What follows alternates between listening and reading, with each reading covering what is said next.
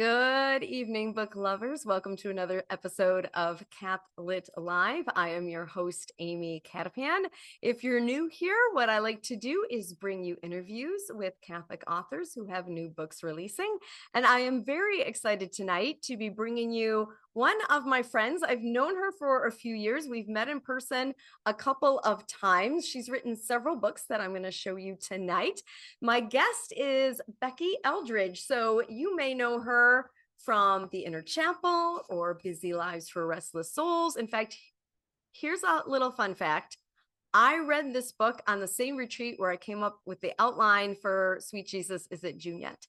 But Becky is here today to talk about her latest book, which I have in sort of this was the advanced copy I got to look at. If you purchase a copy online, it'll look more like this. But she's going to be talking about Encounter Grace. So let me tell you a bit about Becky before I bring her on the screen. Becky Eldredge is an Ignatian trained spiritual director and founder of Ignatian Ministries. She is passionate about helping others live and lead with Christ. She is an award-winning author of 3 books, as I mentioned before: Encounter Grace, Busy Lives and Restless Souls, and The Inner Chapel, all of which are from Loyola Press. Becky accompanies clergy, religious, and lay leaders in monthly spiritual direction and through the spiritual exercises of St. Ignatius. She trains spiritual directors in the Ignatian tradition. Becky also works with individuals and groups to teach Ignatian prayer, discernment, and the art of accompaniment. She shares life with her husband and 3 kids. So please help me welcome to the show, Becky Eldredge.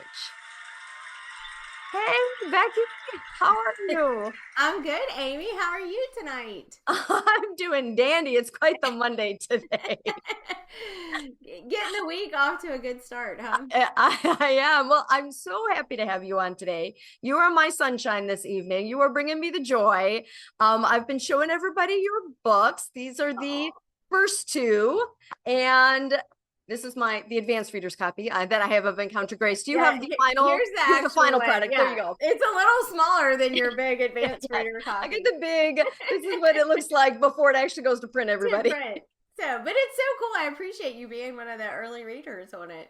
Oh, I was honored to be asked. So tell us, what is Encounter Grace about? What is it about? This little book is so different than the first 2 in so many ways because this Encounter Grace is really meant to be a reflection book to help people in their prayer life, just to have a little short reflection and some questions that they can pause in the middle of busyness and acknowledge God's grace. You know, what that gift that God gives us. And so it's really written in that way to give these short little reflections to take with you anywhere, you know? Yeah, it is quite different. Like just looking at it when you open it up, right? Some days are a little Just a longer than others. paragraph. Yeah. Yeah.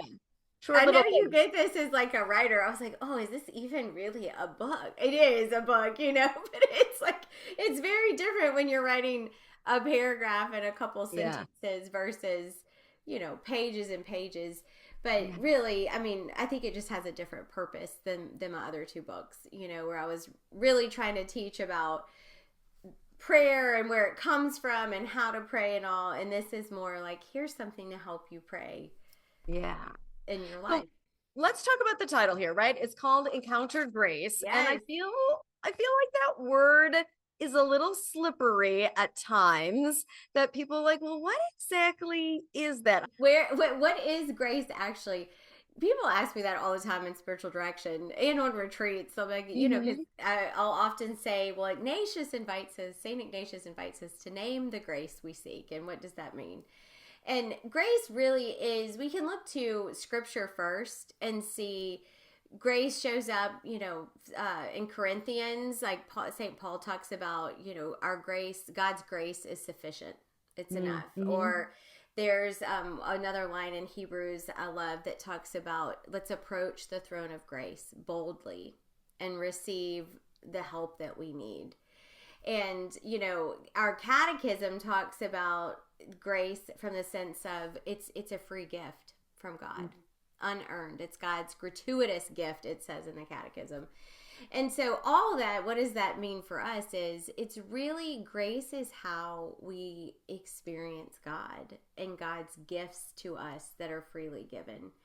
And I love how St. Ignatius invites us to be very thoughtful about seeking the grace, naming the grace we seek. What is that gift from God that we're seeking? What is that help that we need?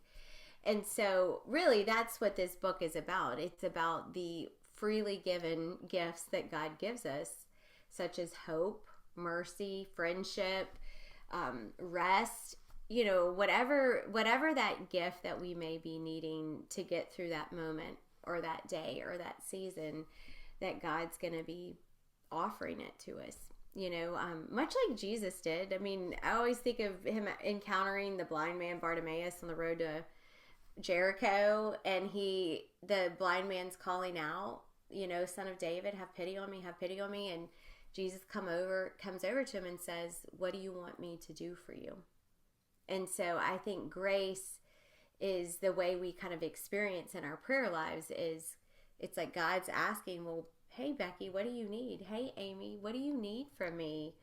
And that invitation of asking us to pray for it, right? To ask for those gifts that we need. So, how do we get this grace? Does it come to us in that inner chapel you're talking about? Can we talk about the inner chapel for a minute? Inner chapel is this sacred space within us where God resides. And what I love about it is because of its existence, we're never alone. Right? That right here, no matter what we're doing, no matter what we're going through, what we're facing in the moment, that God is right here with us. The inner chapel is a concrete expression of grace, of God's grace, a gift that we're not alone. God resides within us, that God is available to us. And so the inner chapel is available to us all the time. It doesn't matter. We don't have to be in a church. We don't have to be in an actual physical chapel, which those are awesome. I always encourage people, please go, go to Mass, go to receive the sacraments, go to those holy, sacred physical spaces, and to remember the grace of God, the gift of relationship is right here ready for us. It's available to us, and we can access it at any time. All right. So, how do we can access it at any time, but our lives are busy, Becky. They're full. We have full lives, Amy. Full lives. That's right. Full lives. That's a good one. And this maybe ties even a little bit back to your first book, right? Busy Lives for Restless Souls and Restless Souls. How do we make time for prayer then? How do we encounter grace? How do we get into our inner chapel when there's everything else going on around us? Yeah. Well, and I think there's two ways of looking at it, Amy. I mean, one is, I always tell people, we pray way more than we realize in our day-to-day life, right? We are in conversation a lot with God, even if it's just simple things like, God, I'm about to enter into a tough meeting. Help me, right? Or I think about your young people who are about to take a test and they're, help me know the answers. Help me be calm. So part of going to the inner chapel happens as we go through the full busy life, our full day. We can pause for just a moment, acknowledge God's existence, and reach out and talk to God, right? Talk to Jesus, talk to the Holy Spirit. Also, I think as our faith lives mature and God calls us into deeper intimacy, we're invited to make time for more intentional prayer.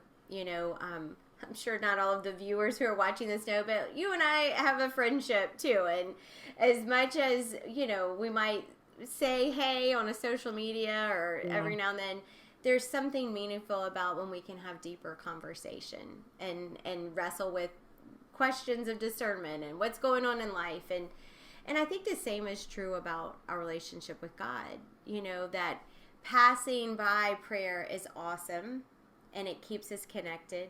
But there's something about making meaningful time for that relationship. And to a busy person, which is all of us, we need three things. We need a set time that we're committing to show up and say, God, you matter very much to me, and I'm going to make time for you every day. So have a time we come to be with him every day. I always encourage people to have a set place. Again, it does not have to be a church. It does not have to be a chapel. Somewhere in your home, in your maybe it's work, maybe it's outside, but somewhere that you consistently can get to with ease. And make it the last thing is space. How can you make it a sacred space? Again, I know some priest friends that might have a chapel and the Blessed Sacrament is available for them with adoration and all. Typically, as lay people, that's not available in our homes, right? And Right. so to make it sacred in a different way, maybe it's a meaningful photograph. Maybe it's a icon or a sacred image, something that helps our minds know in this place I'm here for an important reason, right? I'm here for God. I'm here to grow that relationship. And so, my prayer chair is literally right behind the computer. And yours That is right corner. over there. And I'm sure, like, what's in it? I mean, what's in yours, Amy? Like, you. So I have this nice spot. I have a large image of St. Catherine of Siena on the wall. And yeah, She's sitting on my desk right here. there you go.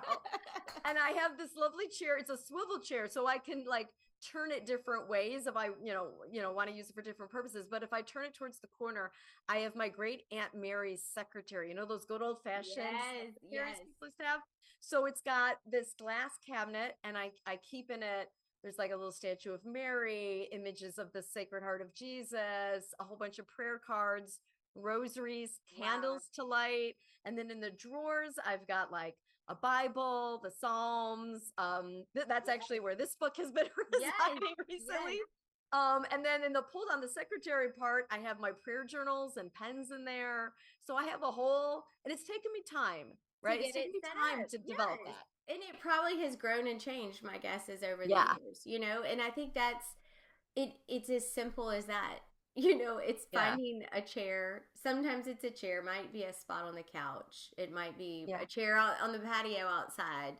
A friend of mine loves to sit on her back patio and look at the trees in her prayer time. But then it's like putting those meaningful items. Like you said, you have St. Catherine, a statue of Mary, and prayer cards and your journals. And so we can make that special place in our homes just by having the meaningful items near us, right? And always putting our material for prayer, because God's going to call us throughout our lives to engage in relationship in different ways. That's why I love our Catholic faith. I love the abundant number of prayer tools and prayer methods that we have. And it's we might go through a season we're invited to pick up the rosary every day, or maybe there's a certain novena we're called to pray. And as maybe there's another season we're really called to sit with Jesus in the Gospels using Lectio or an imaginative prayer, Ignatian contemplation. But maybe another season, you said the Psalms are in your that secretary. Maybe we might be drawn towards the Psalms, and I think that's part of our ongoing discernment about our relationship with God is not just when and where do I pray and hang out with you, but what are we doing? God, what do you want to do when we get there? Right? And I mean, what we want to do matters too, right? We're not just these like puppets doing whatever. I mean, we have free will and Yeah. so some of it is what do we enjoy? How do we enjoy hanging out with God?